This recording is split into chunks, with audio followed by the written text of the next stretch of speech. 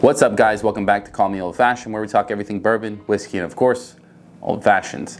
Today we're going to be doing a review of the Angel's Envy Triple Oak. Not the double oak, not a regular oak, triple oak. This was supposed to be a distillery-only release starting September 19th. Now, I also heard this is supposed to be kind of more shipped everywhere, more mass-produced as well. We've yet to see which one of that it's supposed to be. Now, I did order this online at Nest Liquors. I believe I paid around 75 bucks or so just to get it early. I love double oak stuff, so triple oak sounds right up my alley. Now, there's always some controversy with this one where somebody thought it was gonna be aged in one barrel, dumped into another, aged, dumped into another one, and that's not actually the case. The way they're doing it is the number 3 white oak charred barrel, they're aging it in that for about 3 years, and then splitting that up into 3 different oak barrels, which is the Hungarian oak, French oak, and the chinkapin oak, which is basically like a dwarf walnut. So if you guys care for all that stuff, you can look up each one of those, but they basically age it in those 3 for an extra year, and then their master blender blends it all together to make this triple oak. So we're gonna go ahead and give it a review, give it a little taste test, see what it's like. I have high hopes. I just have a good feeling about this bottle. I like the colors on it. I like everything so far. So Angel's Envy isn't bad, but it's never been one of those bottles where I'm like, ooh, gotta have Angels, you know, except for maybe the cask strength. So let's go ahead and give this a little pour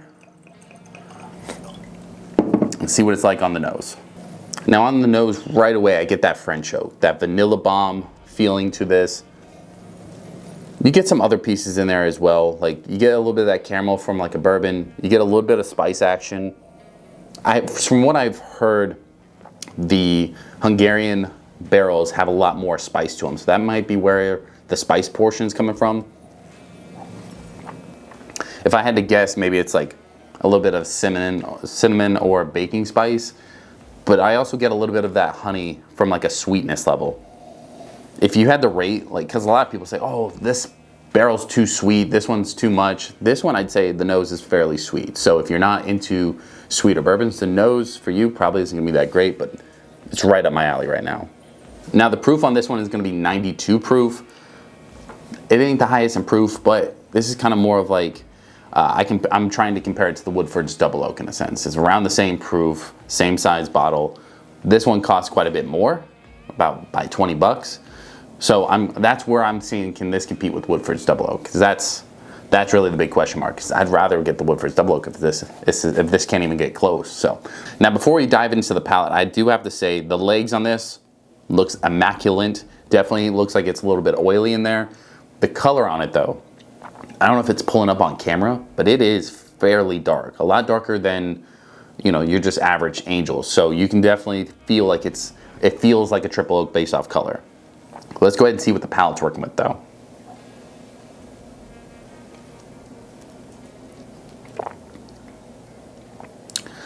Right away, baking spices. It's not as sweet on the palate as the nose, which I kind of like that. I don't want it to be as sweet, but you get some caramel, you definitely get some vanilla. But the French oak is not as predominant on the palate as it is the nose. That part kind of threw me for a loop there. I will say it has some red fruit, maybe like a raisin-esque note in there, which I like. Nothing's wrong with that by any means, but it feels like everything's kind of more like, all the notes feel like darker, right? Maybe some dark caramel if I had to guess, a little bit of cinnamon, dark red fruit like a raisin or a plum or something along those lines. Let's do one more taste. We'll see what the finish is working with here.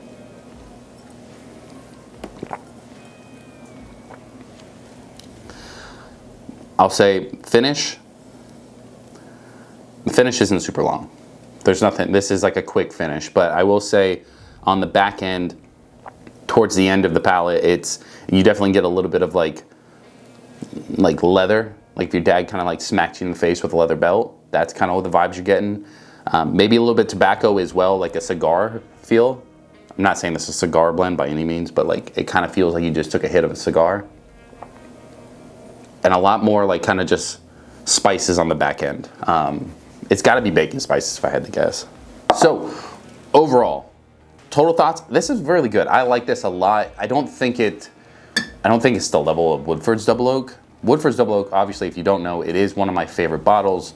I love the double oak aspect of it. I love the sweetness level.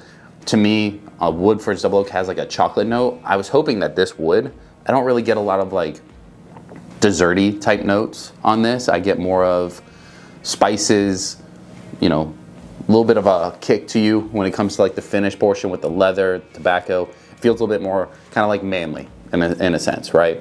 But I definitely feel like this has a place on the shelf.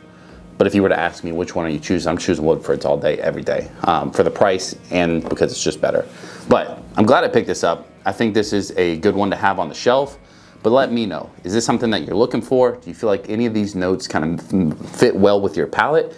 And are you willing to spend the 75 bucks to pick one up? So I'll leave the link below where I picked mine up. It was actually, I ordered a bunch of bourbon lately. So if you haven't already, subscribe to the channel. Tune in this coming Friday. We're gonna do a giant bourbon haul. This is the last bottle I ordered. Nest Liquors sent this super quick to me. So highly impressed with Nest Liquors so far. But I'll leave the link where I bought it down below. But again, let me know your thoughts on this bottle. Are you picking it up? Are you not? Again, if you haven't already, like, subscribe, do all that jazz. And ladies and gentlemen, I will see you on the other side. Peace.